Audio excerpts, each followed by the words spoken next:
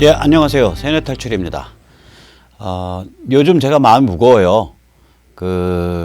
이 미북 관계, 미중 관계가 워낙 심각하게 이제 가속화되고 있기 때문에 전번에 세뇌 탈출에서 말씀드렸듯이 이 미국이란 나라가 한번 이렇게 공공연하게 공론화되고 나면 가속화되거든요. 그래서 가속화되고 있기 때문에 마음이 무겁습니다. 지난 8월 25일 날 미국 현지 시간으로 그 트럼프 대통령이 이제 폼페오의 방북을 취소했죠.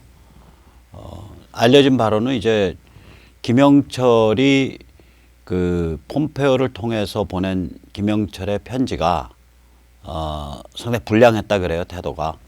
그러니까 이제 미국이 종전선언을 먼저 안 해주면 자기들은 뭐 비핵화할 뜻이 없다.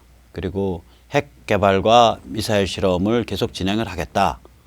이렇게 협박을 한 모양이에요.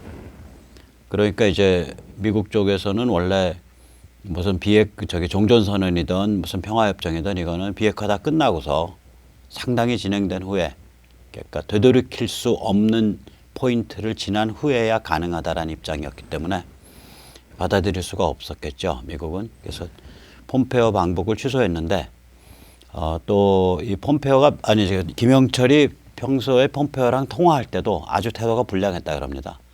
논점이 생기면 북한 특유의 그 깡부리기가 나와서 폼페오를 거의 야단치듯이 야 그거 너희 대통령에게 물어. 그러니까 talk to your president라고 번역이 됐다 그래요. 이제 번역자들에 의하면 당신 대통령한테 물으셔 이렇게 이제 막 닦아세우고 그랬던 모양이에요. 그래서 일설에 의하면 이번에 폼페오 방북이 취소된 게 트럼프가 지시한 게 아니라 폼페오가 그 1대1로 페이스 투 페이스로 트럼프를 만나서 사정이 여차저차하기 때문에 자기가 방북해 봐야 쟤들 손에 놀아나는 것밖에 안 된다. 그러니 대통령께서 취소해 주십시오. 그렇게 해서 취소됐다고 합니다. 그러자 그 다음 날 북한은 미국이 전쟁을 하려고 한다. 얼굴에 미소를 띄운 채 실제로는 전쟁을 하려고 준비 중이다. 이렇게 이제 맹비난을 했어요. 이 미국의 이제 다니엘 스나이더라고 스탠포드 대학 교수인데 이 사람이 뭐 이렇게 정파적인 사람은 아니에요.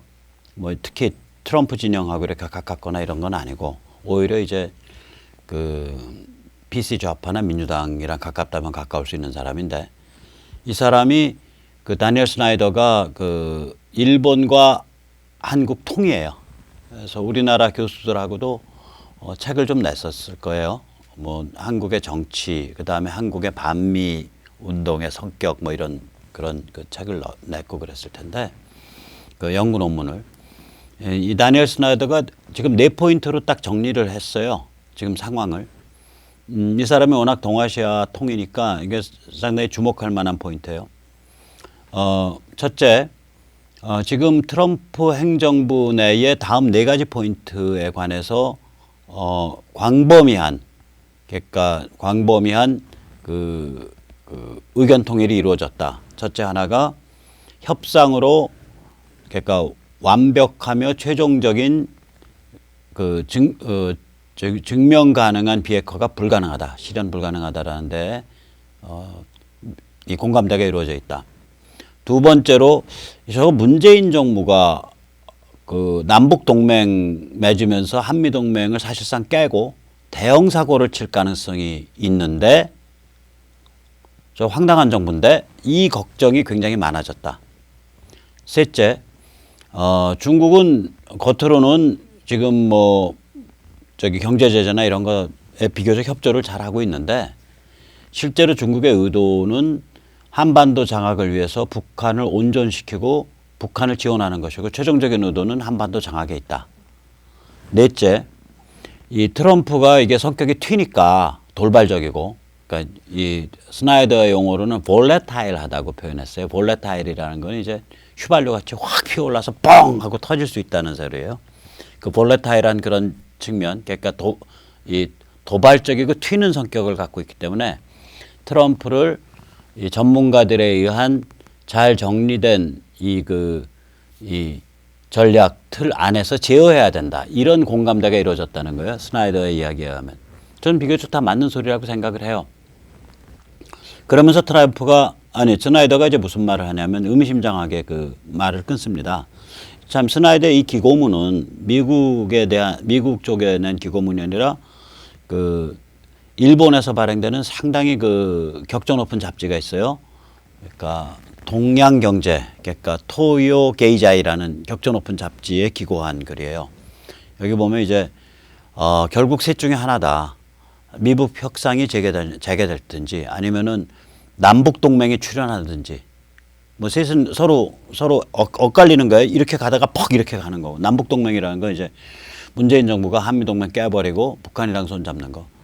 사실 이거는 다른 또 전문가들은 사실은 실현 불가능하다. 왜 그러냐면 한국 경제가 글로벌 이코노미에 워낙 깊게 관련돼 있어서 미국으로부터 제재 받아버리면 지금 미국에서 제재 얘기 나오고 있거든요. 제재 받아버리면은 그러한 정치적 충격을 문재인 정부가 감당할 수가 없다. 그러니까 결국 문재인 정부가 알아서 좀 처신할 거다. 이렇게 보고 있죠. 아무튼 남북 동맹에 출연하든지 아니면은 예방 전쟁이 일어나든지 이런 이제 어디로 공이 튈지 모르는 상황이 됐으니까 단단히 안전벨트 잡아매시고 마음 단디 드십시오. Fasten your seatbelt. 안전벨트 단단히 잡아매십시오. 이게 스나이더의 기고문의 맨 마지막 문장입니다. 이 정도 되는 석각도 이렇게 살벌한 글을 써요, 지금. 그러니 이게 저 같은 이런 사람 얼마나 간이 조마조마하겠어요. 특히 미국이 이제 미중 대립, 그러니까 중국에 대한 경제 폭격과 북핵 문제 해결을 패키지로 엮어서 이렇게 보고 있다라는 것이 공공연하게 거론돼요.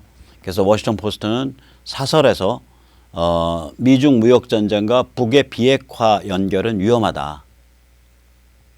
이런 그 말을 썼고요. 트럼프는 최근 들어서 계속해서 중국이 비핵화에 비협조적이다.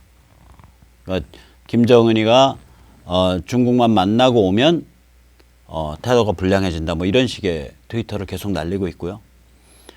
중국은 바로 엊그저께 트럼프의 발언은 무책임하고 변덕스럽다. 그러니까 irresponsible and capricious.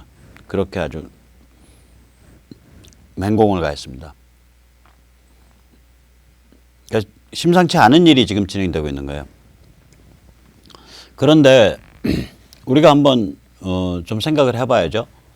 이 대한민국의 정치는요, 한심하기 짝이 없죠. 그러니까 물론 모든 정치라는 건 어느 나라 가거나 욕망의 흐름이에요. 지저분하고 탕류고. 근데 대한민국은 특히 이게 세계에서 뭐 굉장히 잘 사는 나라인데 생활 수준이나 어떤 여러 가지 사회 인프라로 보면 굉장히 잘 사는 나라임에도 불구하고 이 정치가 완전히 기회주의적이고 연줄타고 국회의원들이 재선만 생각하고 지역구 정치 자영업자고 특히 이 제도권 쪽이 저쪽은 이제 운동권 출신들은 좀 다르게 음험하게 움직이고 그런 좀 그러니까 음흉한 커넥션, 음험한 커넥션으로 지하 커넥션으로 연결되어 있는 운동권 출신 집단의 정치가 있고 그 다음에 자기가 누구한테 줄 서서 그게 뭐 김무성이 됐던 또 박근혜 전 대통령이 있을 때는 박근혜 대통령이 됐던 간에 누구한테 줄 서가지고 이거 잘해서 공천 보장 받고 재선하고 출세하고 그것만 생각하는 정치 자영업자들의 정치가 있는 거예요. 대한민국은. 여기는 제국이 아니니까 그런 거예요. 글로벌 시스템을 책임지고 이끄는 데가 아니니까. 미국도 정치는 대한민국만큼이나 욕망의 바다고 탕류지만 거기는 글로벌 시스템을 이끄는 제국이라고요. 그러니까 제국의 정치는 장기 전략 선택을 수반해요. 이걸 이제 영어로 경영학에서는 long view라 그러거든요. 장기 전략은. 한번 예를 한번 보시죠. 레이건 이전에는 이걸 당연하게 이렇게 안 봤었어요. 레이건 때부터 뭘 당연하게 보기 시작했냐면 쌍둥이 적자, 그러니까 트윈 데피시트라고 부르는데 무역 적자와 예산 적자가 거의 비슷하게 나타나요. 그리고 예산 적자의 대부분은 국방비 쪽 사이즈랑 비슷해요. 이 쌍둥이 적자를 그냥 태연하게 저지르고 매년 적자를 쌓아나가는 방식. 기축통화를 갖고 있으니까 달러를. 이게 레이건 때 미국 전략으로 굳어졌다고 저는 봐요. 그러고 나서 레이건이 무슨 짓을 저질렀나, 레이건 때. 그때 고르바초프, 그러니까 이 머리에 이렇게 붉은 반점 있는 그 약간 머리 벗겨진 잘생긴 아저씨. 고르바초프랑 레이건 만나가지고 뭐 전략 무기 감축, 그러니까 전략 핵 감축이에요. 그 ICBM 같은 거, SLBM 같은 거 서로 감축하는 거를 어마무시하게 했다고요. 전략 핵 감축을 둘이서. ICBM 감축을 많이 했죠. 솔트 1, 솔트 2 이렇게 해서.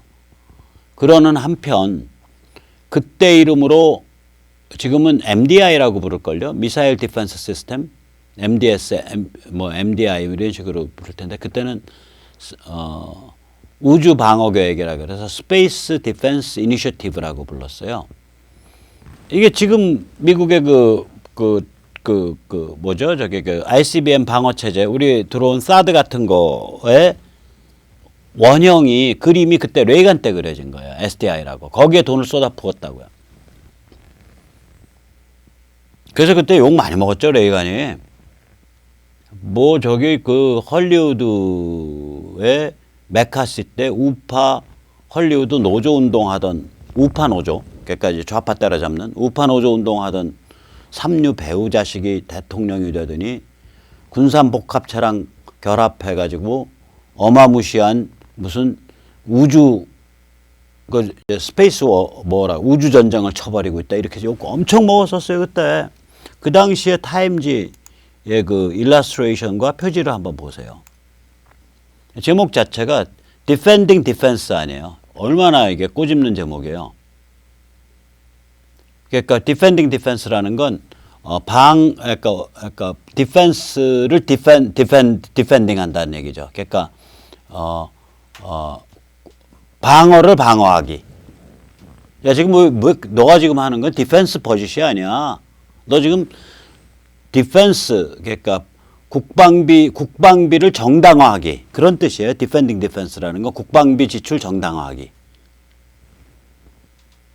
그래서 이거는 예산전쟁이며 이거는 스타워즈에 불과하다. 이렇게 이제 비꼬는 거죠. 지금 어쨌거나 이게 현실화되어 있잖아요. 미국 그 전략 핵무기의 미국 방어 시스템을 아직까지는 뚫을 수 있지를 못해요. 그러니까 대부분 작살난다고요. 이 러시아나 중국이 띄워봐야 현재까지는. 그거 뚫겠다고 이제 뭐 그 굉장히 하이 스피드 엄청난 고속의 그 미사일을 개발한다고 뭐 요새 얘기하고 있죠. 그럼 또 개발하면요. 그거 요격하는 초고속 또 요격 미사일 또 나와요. 미국이 테크놀로지 어느 수준까지 갖고 있는지 아무도 모르니까. 근데 이렇게 해서 SDI로 이런 지금의 이제 미사일 방어 체계죠. 그때는 스페이스라 그랬었어요. 우주 방어 계획으로 새로운 차원에서 이제 군비 경쟁을 딱 나가니까 80년대 들어서 이미 소련과 동구 경제가 거덜나 있던 상태거든요. 암 시장이 창궐을 하고 70년대면은 소련에 갈 때 리바이스 청바지하고 나일론 스타킹 들고 가면 죄송합니다만은 속된 말로 이쁘장한 그 젊은 여자를 그냥 데리고 잘 수 있다고 할 정도로 거덜나 있었어요. 70년대 말에 소련 갈 때 리바이스 청바지하고 나일론 스타킹 들고 가면. 저는 그걸 직접 미국 사람한테 80년대 초에 들었습니다. 그 물리학자인데. 이제 그분이 저한테 그 말을 해준 까닭은 80년대 초에 제가 그러니까 빨갱이스러웠기 때문에 막스레닌주의적인 그런 세계관을 가지고 있었기 때문에 그분이 저를 감화를 시키려고 야, 네가 얘기하는 막스레닌주의의 지금 원단 국가인 소련은 지금 이 상태 돼 있어. 이 말을 저한테 그때 그렇게 해주셨어요. 그게 80년대 초예요. 그러니까 레이간의 SDI 이거는 아마 80년대 중반 83년 4년부터 시작을 했으니까 이때 이미 작살 난 거예요. 그 작살 나 있는 소련 동구 경제를 이런 새로운 차원의 군비 경쟁으로 끌어들여서 더 작살 냈다고 했대. 그러니까 레이간 당대에는 동구권 붕괴도 없었고 소련 붕괴도 없었어요. 레이간은 88년까지 임기를 채웠고 동구권 붕괴는 89년, 90년에 전개됐거든요. 소련은 91년 말에 붕괴됐고. 그러나 그러한 이제 그 장기 계획에 의해서 그때 레이간이 소련을 axis of evil이라고 불렀는데 악의 축이라고, 악의 제국이라고 아주 도덕적으로 역대 미국 어느 대통령도 소련을 악의 근원이라고 부르질 않았다고, 악의 근원이라고 불렀단 말이에요. 그렇게 해서 결국은 장기 전략은 뭐였냐면, 야, 이거 제대로 흔들거리니까 동구랑 소련을 더 흔들어 갖고 불안정하게 만들어서 거꾸로 들이자, 이 장기 전략을 갔던 거예요, 레이간 때. 미국 경제는 쌍둥이 적자 한편으로 내고 한편으로 그 텍스 카트, 그러니까 이 감세 정책 통해서 미국 경제는 살려내고, 그리고 다른 한편으로 소련이나 동구는 흔들어 갖고 무너뜨리자, 이 전략이 사실상 있었다고 저는 봐요, 레이간 때. 또 부시 때는 또 다른 전략이 나와요. 부시는 이제 그 2001년에 9.11 이후의 상황이잖아요. 그래서 부시 때는 보면, 근데 부시 때 재밌는 게 뭐냐면, 우리가 지금 뭐 셰일가스 그런데 셰일이 그게 이렇게 켜켜이 퇴적된 진흙으로 이루어진 암석이거든요. 요 사이에 이제 이제 가스나 석유 방울이 들어 있다고요.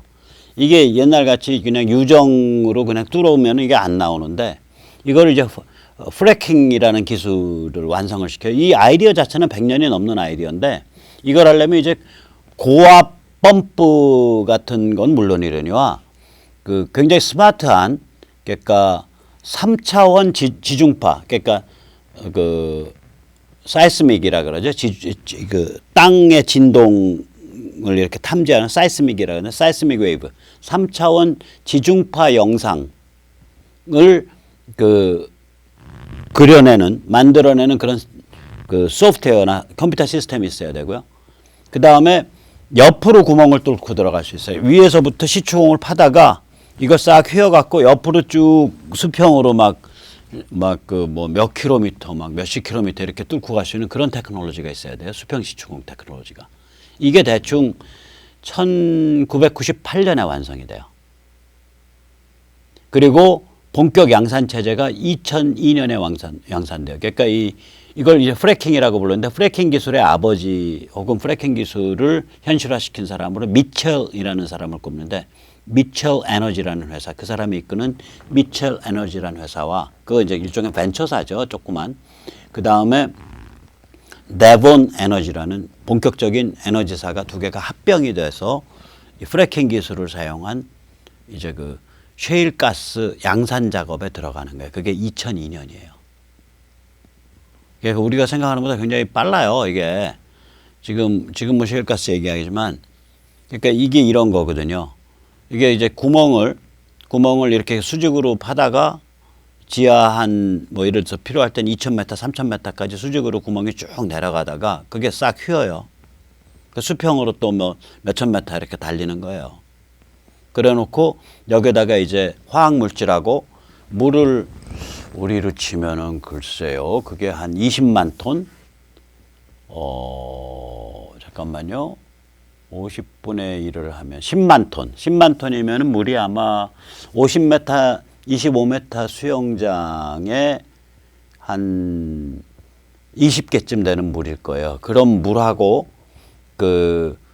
화학약품을 섞어가지고 여기다 고압으로 집어넣으면 여기에 보이듯이 이렇게 금이 가면서, 땅이 금이 가면서 그 금을 따라서 가스가 빠져나오는 거예요. 빠져나와가지고 쪼르륵 위로 나오는 거예요. 위로 나오면 물하고 이제 가스 분리를 해서 가스는 저장시키고 물은 한 번 더 이제 여러 번 리사이클링을 하죠. 그래서 이제 다 끝나면 여기다가 다시 물하고 자갈 오래 섞어갖고 꽉 채워서 막아버려서 끝나는 거예요, 이게. 그러니까 이런 과정이거든요, 이게. 그러니까 이러한 고도의 테크놀로지를 이게 개발을 했다고요, 미국이. 그게 이제 되게 1998년경에 테크놀로지로서는 완성이 됐고, 지금은 더 고도화됐고, 그 다음에 2002년부터 양산에 들어갈 수 있는 정도 상태가 된 거예요. 자, 이러한 변화 위에서 무슨 이게 이렇게 관계가 있는지 없는지 전 모르겠는데 저는 사실 관계 있다고 봐요. 이렇게 이러면 이제 미국 같으면은 에너지의 자급 시대가 오고 있다. 에너지 수출 시대가 오고 있다는 거 아니까. 그다음 2003년에 그냥 저는 아프간 침공까지는 그건 당연한 거예요. 왜냐면 탈레반이라는 테러 단체가 국가를 운영하고 있으니까 당연히 침공해야 되는데 이라크 침공은 저건 어마무시한 얘기거든요. 제가 세뇌 탈출에서도 한번 말씀드렸는데 이라크의 사담 후세인 정권은 순위에 기반한 세속 정권이에요. 세속 독재 정권이에요. 그러니까 세속이기 때문에 시아파나 쿠르드를 보호한다 그럴까? 그러니까 잡아 죽이지 않고 한 덩어리로 묶을 수 있었던 거예요. 서로 잡아 죽이지 않고. 세속이니까. 또 순위에 기반했기 때문에 다수파인 순위파가 용납을 한 거예요. 그러니까 이 순위 기반 세속 독재 정권이라는 게 그런 의미, 그런 힘을 가져요. 아랍 세계에서는. 지금 시리아 독재 정권이 그렇거든요. 순위 기반 세속 독재 정권이라고요. 그래서 시리아의 독재 정권에 대해서 순위파 자유시리아 반군이 공격을 가하니까 시리아 내에 기독교인들이 전부 바깥으로 튀어나온 거예요. 여러분 자유시리아가 이기면 자기들은 순위한테 잡혀 죽는다 이거지. 그 얘기는 시리아 기독교도들은 지금 시리아의 순위 기반 세속 독재 정권을 지지하는 거라고요. 이게 그런 역관계거든요. 그 동네가. 그런데 그러면 이라크의 후세인을 2003년에 침공해서 날려버린다? 그때는 뭘 각오하는 거냐면 이라크를 이라크로 묶어주고 있던 동아줄이 끊겨갖고 순위와 시아와 쿠르드 사이에 이제 뭐 피비린내 나는 내전이 붙고 막 정말 피비린내 났잖아요. 그냥 잡아다가 서로 드릴로 구멍 뚫어서 죽였으니까. 지금도 그럴 거고. 그렇게 국가가 산산이 빠개지는 상황에서 미군이 주둔하면서 그걸 국가 건설을 하겠다는 각오를 가지니까 이라크를 들어간 거라고요. 그게 그런 의미를 가져요. 그러니까 지금도 이라크에 미군이 주둔하잖아요. 그러니까 이거는 뭐냐면 아랍 중동 에너지 이런 거에 관해서 미국의 근본적인 전략 변화가 있다는 걸 상징을 하는 거예요. 이게 부시 행정부 때 일어난 일이에요. 이렇게 특히 공화당 정부 때 이제 레이간 때도 그렇고 부시 때도 그렇고 근본적인 장기 전략을 선택을 했다고요. 이게 이 민주당 PC 글로벌리즘 쪽은 그냥 있는 거 좋다 해거리고 넘어갔는데 공화당 쪽이 안 그랬어요. 이게 이런 큰 일들을 저질렀다고요. 그래서 이런 관점에서 한번 우리가 되돌이켜 보자고요. 되돌이켜 보면 저는 전쟁광 아니거든요. 제가 뭐 예를 들어서 솔직히 이제 고백을 할게요. 제가 뭐 예방전쟁 불사한다 뭐 이런 얘기를 했던 거는 그냥 느낌적 느낌으로 저 북한 체제 저거 비핵화 안 될 텐데. 그러니까 거의 우당탕 쿵탕 내부적인 우당탕 쿵탕으로 해결되든지 결국 예방전쟁으로 해결될 수밖에 없는데라는 굉장히 그 추상적인 차원에서 한 얘기예요. 지금 이게 현실적으로 다가와 있는 거예요. 미국 선택이. 미국 선택 포인트가 지금 두 개입니다.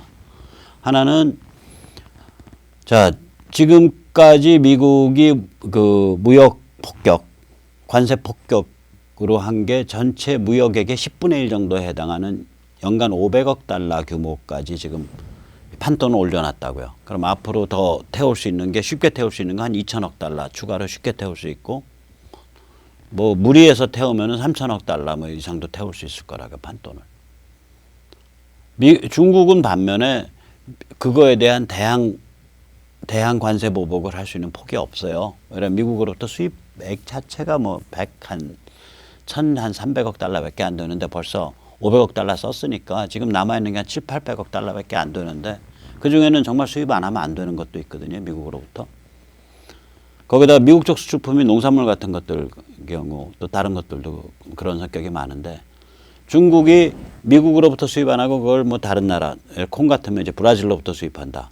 그러면 브라질에서 원래 콩을 수입하던 유럽에서는 미국 콩을 수입하게 되는 거거든요. 그래서 중국 쪽의 이 대항 관세가 중국 쪽의 대항 관세 혹은 대응 관세가 그렇게 효과가 없어요. 그게 이제 제가 처음에 이 싸움 붙을 때부터 이건 일방적인 폭격입니다. 뭐 기레기들이 뭐 중국이 엄청나게 잘 버틴다 이런 소리 하더라도 절대 믿지 마십시오. 그렇게 말씀드렸었잖아요. 세뇌 탈출에서. 그게 이제 밝혀졌죠. 그래서 지금 그 미국이 만약에 중국을 목조르기를 더하고 예를 들면 지금 한 500억 달러까지 올라가 있는데 그걸 한 1000억 달러 뭐 이 정도까지 목조르기 딱 해놓고 그리고 이 관세 폭격 말고 지금 금융 폭격은 아직 칼도 안 빼들었거든요. 그 상태에서 만약에 미국이 북한을 접수한다. 그럼 중국 반응은 어때요? 군사적으로 반응 못합니다. 제가 보기에는. 중국이 에너지를 수입해서 쓰고 있고 식량을 수입해서 먹고 있는 나라고 상품을 수출해서 먹고 사는 나라인데 어떻게 미국에 반항을 해요? 못한다고요. 거기다 목 딱 졸라놓고 까는데. 그러나 이거 어마어마한 일이라고요. 생각해보면 G2를 넘본다는 둥 만다는 둥 G1을 넘본다는 둥 만다는 둥 하는 중국을 딱 너 안 죽을래면은 까불지 말고 가만히 있어 라고 목을 딱 졸라놓고 북한을 접수한다? 엄청난 선택이죠. 전 전쟁과가 아니기 때문에 이런 선택을 과연 미국이 할까 이 생각을 제가 하루에도 수십 번을 해요. 이거 저는 미국이 할 가능성이 있다고 보는 이유가 이 선택 안 하면 어떡할 텐데. 그러니까 선택 안 함으로써 발생하는 코스트는 뭐냐 이거지. 즉 선택을 안 하게 되면 중국을 방치하고 북한과는 명분상으로는 비핵화인데 실제로는 뭐 북이 핵을 보유하는 걸 용인하는 그런 무늬만 비핵화가 이루어지고 뭐 이런 상태가 될 거 아니야. 김정은 체제 유지되고. 오케이. 그 상태가 되면 무슨 일이 발생하냐 이거예요. 첫째, 동아시아가 핵정글이 돼요. 동아시아가 핵정글이 된다고요. 지금 문재인 정부니까 가만히 있죠. 이쪽에 이제 보수주의 정부 혹은 자유민주주의 성향의 정부가 들어오면 우리도 핵 가진다 그럴 거 아니에요. 일본도 핵 가진다 그러잖아요. 대만도 핵 가진다 그러죠. 심지어 이제 베트남, 필리핀까지 핵 가진다 그럴 거예요. 장기적으로는. 그러면 호주, 뉴질랜드 다 핵 가져야죠. 그러니까 동아시아가 핵정글이 되는 거예요. 그 다음에 여러 번 그런 흔적이 있잖아요. 이미 시리아와의 거래, 이란과의 거래처럼 이슬람 테러 집단 국가 혹은 테러 국가 혹은 이슬람 반미 국가에게 대량살상 첨단 테크놀로지 혹은 무기를 공급하는 그런 공급자가 되는 거예요. 이게. 그런 게 등장하는 거라고요. 그러니까 우리가 흔히 헨리 키신저를 지금 PC 글로벌리즘이 주도한 친중 PC 글로벌리즘, 그러니까 political correctness, 그러니까 정치 위선 완장지를 일삼는 자들, 워싱턴 포스트, CNN 같은, 뉴욕 타임스 같은 그런 친중 노선의 아버지라고 착각하지만 헨리 키신저가 이 문제에 대해서 그렇게 말했거든요. 이런 그러니까 북이 핵을 가지면 핵 도미노가 벌어지고 그 상황에 대해서는 어떤 학자도 이때까지 상상하거나 글을 쓴 적조차 없다라고 얘기를 했다고요. 우리는 그런 세상에서 살 준비가 돼 있지 않다예요. 그게 거꾸로 말하면 뭐예요? 그런 세상 오지 못하게 무슨 코스트를 지불하고도 막아야 된다는 얘기 아니야. 키신저가 그 말했다니까요. 그러니까 이거는 지금 만약에 중국 목조르기를 하고 북한 접수하는 거를 미국이 선택하지 않으면 동아시아 핵정글되고 전 세계가 핵정글되고 이슬람 테러 집단의 대량살상 무기와 테크놀로지가 공급되는 그런 현상을 미국이 감내해야 되는 거예요. 그 다음에 중국 1대1로 감내해야죠. 엊그저께 사진 보여드렸듯이 이제 그 필리핀, 인도네시아, 그 베트남의 중앙쯤 있는 남사군도에 중국이 인공섬 만들고 여기 그 중국 땅이야 그러고서 거기다가 인공섬 만들고 중국 영해를 그냥 필리핀, 인도네시아 앞바다까지 전부 다 자기 영해라고 주장하고 스리랑카에 돈 빌려준 다음에 돈 못 갚는다고 한국 빼앗고 뭐 이런 그 전략적 군사 요충의 벨트라고 생각될 수 있는 그 지정학적 위치에 있는 개발도상국에 부패한 차관을 제공하고 그걸 빌미로 구워 삶아가지고 전략 요충지들을 얻어내고 이런 행동을 미국이 용인해야 된다는 얘기가 나와요. 그 다음에 중국 제조 2025, 중국의 순도둑질이나 약탈적 기업 인수를 통해서 첨단 기술을 획득해서 미국을 밟겠다라는 그 전략을 인정해야 된다는 얘기가 나와요. 중국이 지난 등소평 등장 이후 약 35, 6년에 걸쳐 가지고 밟아온 등소평, 후야오방, 자오지양, 그 다음에 장쩌민, 장택민, 후진타오 이런 그 테크노크랏 중심의 온건한 개혁 개방 노선, 그 다음에 미국 주도의 글로벌 질서 속에서 잘 처신하면서 살아가는 방식, 이거를 다 버리고 중국의 꿈이라는 걸 내세워서 중화 패권주의를 내세우면서 지금 스탈린이나 모택동과 같은 존재로 다시 하겠다는 시진핑 체제를 인정해야 되는 거예요. 그러니까 전체주의 복귀, 중국의 전체주의로의 복귀 반동을 인정해야 된다고요. 더 나아가서 북은 핵을 갖고 있고 남은 핵을 안 갖고 있고 남쪽의 종북이나 친북 혹은 심지어는 간첩 한 70년 이상 묵은 이 네트워크의 집요한 공작에 의해서 굉장히 친북 친중화되면서 사회 전반이 분위기가 내부적으로는 베네수엘라 같은 정책을 쓰고요.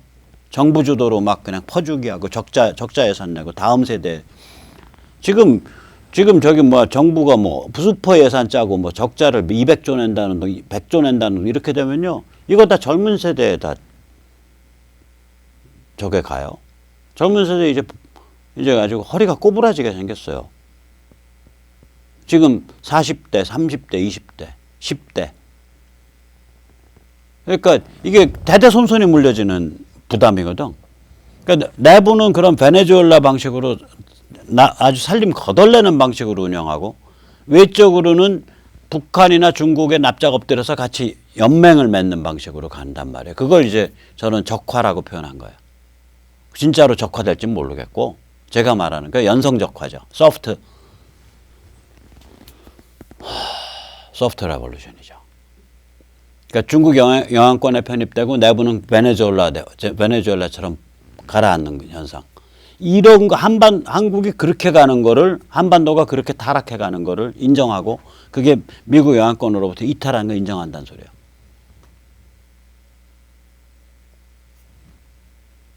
자, 보셨죠?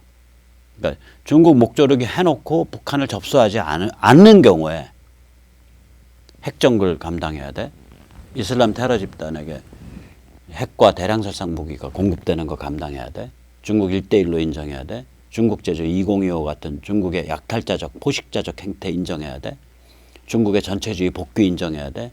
한반도를 상실하는 걸 인정해야 돼. 이 코스트 지불할 수 있을까요, 미국이? 못해요. 이 코스트 그럼 안 지불하겠다. 그러니 참을 수 없다. 그럼 무슨 선택을 해야 되냐? 엄청난 선택을 하게 되는 거예요. 중국은 목을 딱 졸라놓고 북한을 접수해야 되는 거예요. 그래서 북한을 자유민주주의와 세계시장을 향해서 끌고 가면 중국의 엄청난 정치 심리적 폭격이 가해지고 중국이 정치 문화가 완전히 달라진 사회로 중장기적으로 바뀌어가는 그 촉발제를 일으키게 된다고요. 지금 이 선택을 미국이 눈앞에 둔 거예요. 이 선택을 눈앞에 둔 거라고요. 그래서 제가 요새 굉장히 그러니까 걱정도 되고, 그러니까 어느 방향으로 선택하든 굉장히 심각한 사안 아니에요. 어느 방향으로 선택하든 말이 쉬워서 중국 목조르기 북한 접수지, 중국 목조르기 북한 접수. 말이 쉬워서 여름절이지 그 안에 어마무시한 얘기가 들어있는 거잖아요. 딱 경제 폭격, 계속 관세 폭격해가지고 목 딱 졸라놓고 칼은 절반쯤, 금융 폭격은 절반쯤 뽑아놓고 뒤에는 그냥 그 잠수함하고 미국 전략 자산으로 동아시아에 꽉 집중시켜갖고 중국 보고 너 꼼지락 달싹만 하면 팔 수 있다라고 시그널 확실히 보내놓은 상태에서 북한을 접수하는 거거든요. 이게. 접수한 후에는 더 살벌하잖아요.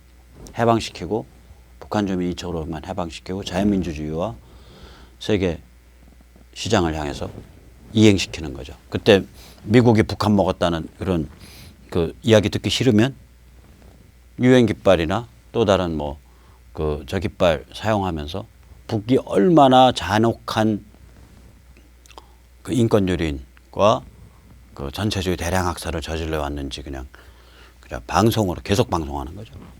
명분도 딱 맞고. 그러니까 이게 이제 장난이 아니게 된 거예요. 이 중국과 같이 엮여서 같이 가니까. 그리고 판돈이 무지하게 커진 거죠. 그래서 이거는 그러니까 문명과 세계를 주도하는 국가. 저는 그걸 편의상 제국이라고 불러요.